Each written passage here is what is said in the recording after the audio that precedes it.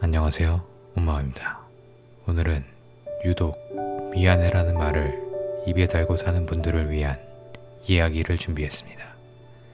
잘못한 게 없는데 먼저 사과하고 있는 나, 상대방이 기분 나빠 보이면 내가 뭘 잘못했나 되돌아보게 되는 나, 갈등이 생기면 이유를 따지기도 전에 내가 잘못했나 봐 라고 말하고 있는 나. 혹시 이 모습이 익숙하신가요? 주변에서는 넌 왜 항상 내 탓을 해? 라고 말하지만 그게 마음대로 되지 않는 분들. 오늘은 이 습관처럼 굳어진 과잉 책임감이 어디에서 오는 건지, 그리고 그 마음을 어떻게 내려놓을 수 있는지 함께 이야기 나눠보겠습니다. 먼저 책임감과 과잉 책임감의 차이를 짚어볼게요. 건강한 책임감은 내가 한 행동에 대해 적절히 책임지는 마음입니다. 내가 실수했으면 인정하고 고칠 건 고치는 거죠. 이건 성숙한 태도예요. 하지만 과잉 책임감은 다릅니다. 그것은 내 잘못이 아닌 일에 대해서도, 심지어 상대방의 감정이나 상황까지도 내가 책임져야 한다고 느끼는 마음이에요. 옆 사람이 기분이 안 좋아 보이면 내가 뭘 잘못했나? 하고 돌아보고, 분위기가 어색해지면 내가 어떻게든 해야 해 라고 생각하고, 관계에서 문제가 생기면 원인을 따지기 전에 자기 탓부터 하는 것, 이것이 과잉 책임감입니다. 심리학에서는 이런 성향을 가진 사람들이 자기 감정보다 타인의 감정을 먼저 살피는 경향이 있다고 설명합니다. 상대방이 편한지를 항상 확인하고 불편한 기색이 보이면 자기가 원인이 아닌데도 불안해지는 거예요. 이런 분들은 대체로 착하다는 이야기를 많이 듣습니다. 배려심이 깊고 갈등을 싫어하고 관계를 소중히 여기는 사람이에요. 그런데 문제는 그 착함의 대가를 항상 자기 자신이 치르고 있다는 점입니다.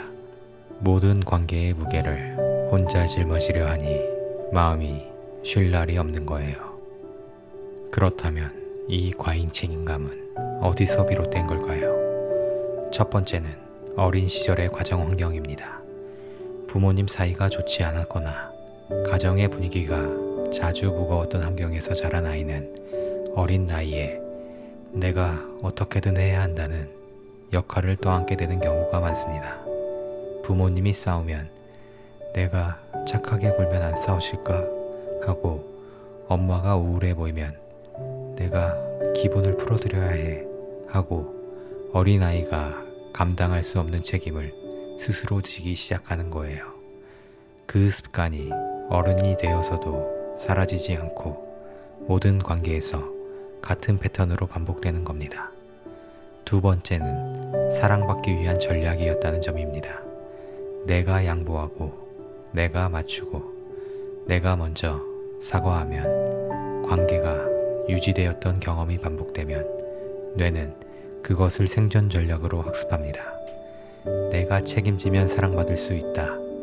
이 공식이 무의식에 자리 잡으면 자기 감정을 희생하는 것이 관계를 지키는 유일한 방법이라고 믿게 돼요. 세 번째는 갈등에 대한 두려움입니다. 과잉 책임감을 가진 분들은 갈등 자체를 매우 위협적으로 느끼는 경우가 많습니다.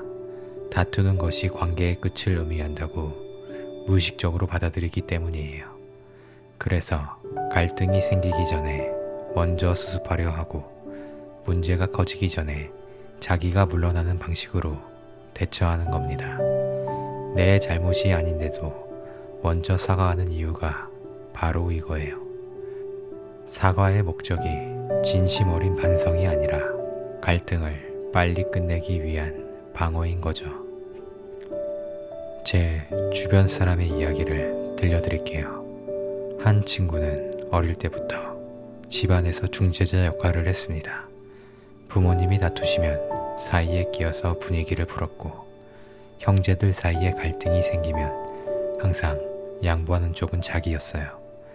그 친구는 그게 자기 성격인 줄 알았습니다. 어른이 되어서도 마찬가지였어요.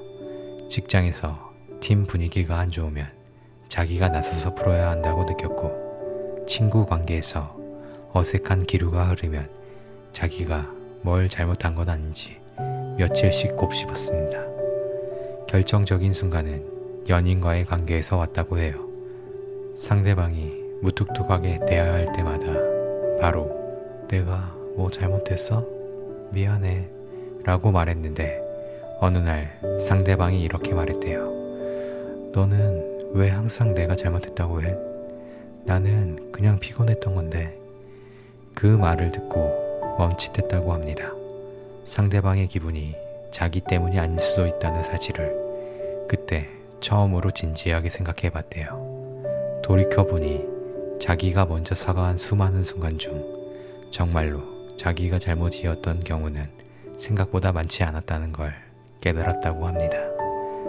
또 다른 분의 이야기도 있습니다.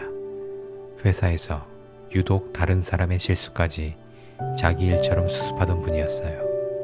후배가 실수하면 같이 야근하면서 마무리했고, 팀 프로젝트가 잘 안 되면 자기 책임인 것처럼 안고 갔습니다. 주변에서는 너무 좋은 사람이라고 했지만 정작 본인은 늘 지쳐 있었어요. 그분이 변하기 시작한 건 상담사에게 이 말을 들은 뒤부터였다고 합니다. 다른 사람의 몫까지 지는 것은 책임감이 아니라 스스로를 돌보지 않는 것일 수 있어요. 남의 짐을 들어주느라 자기 짐은 바닥에 내려놓고 있었다는 걸 그제서야 알아차렸다고 해요. 그렇다면 이 오래된 마음의 짐을 우리는 어떻게 내려놓을 수 있을까요? 첫 번째, 사과하기 전에 잠깐 멈추는 연습을 해보세요. 미안해가 입에서 나오려는 순간 한 박자만 멈추고 스스로에게 물어보세요. 이것이 정말 내 잘못인가? 바로 대답이 나오지 않아도 괜찮아요. 그 한 박자의 멈춤만으로도 자동 반응에 작은 균열이 생깁니다. 모든 상황에 반사적으로 사과하던 패턴이 조금씩 느슨해질 거예요. 두 번째, 다른 사람의 감정은 그 사람의 것이라는 사실을 기억해 주세요. 옆 사람이 기분이 안 좋은 것이 반드시 나 때문은 아닙니다. 그 사람에게도 나와는 무관한 고민, 피로, 스트레스가 있을 수 있어요. 타인의 감정까지 내가 관리해야 한다는 생각은 책임감이 아니라 과부하입니다. 세 번째, 내 감정도 똑같이 중요하다고 인정해 주세요. 과잉 책임감을 가진 분들은 다른 사람의 마음은 세심하게 살피면서 정작 자기 마음은 뒷전으로 미루는 경우가 많습니다. 하지만 나의 불편함, 나의 억울함, 나의 지침도 충분히 돌봐야 할 감정이에요. 상대방을 배려하는 만큼 자기 자신에게도 같은 배려를 허락해 주세요. 네 번째, 관계에서 내가 물러나지 않아도 괜찮다는 경험을 쌓아보세요. 작은 것부터 시작하면 됩니다. 의견이 다를 때 바로 양보하는 대신 나는 이렇게 생각해 라고 한번 말해보세요. 부탁을 받았을 때 이번에는 어려울 것 같아 라고 한번 거절해보세요. 처음에는 불안할 거예요. 하지만 그렇게 했는데도 관계가 무너지지 않는 경험이 쌓이면 내가 양보하지 않아도 괜찮구나 라는 새로운 믿음이 만들어지기 시작합니다. 여러분, 먼저 사과하는 습관은 여러분이 그만큼 관계를 소중히 여기는 사람이라는 뜻이에요. 주변 사람의 마음을 살피고 갈등을 피하고 싶어하고 모두가 편안하기를 바라는 따뜻한 마음에서 비롯된 행동입니다. 하지만 기억해 주세요. 모든 것이 여러분의 책임은 아닙니다. 다른 사람의 감정도, 관계의 모든 문제도 여러분 혼자서 짊어질 필요가 없어요. 관계는 혼자서 지탱하는 것이 아니라 함께 만들어가는 것이니까요. 오늘 밤 잠들기 전에 자신에게 한번 물어보세요. 오늘 내가 한 사과 중에 정말 내 잘못이었던 건 몇 번이었을까?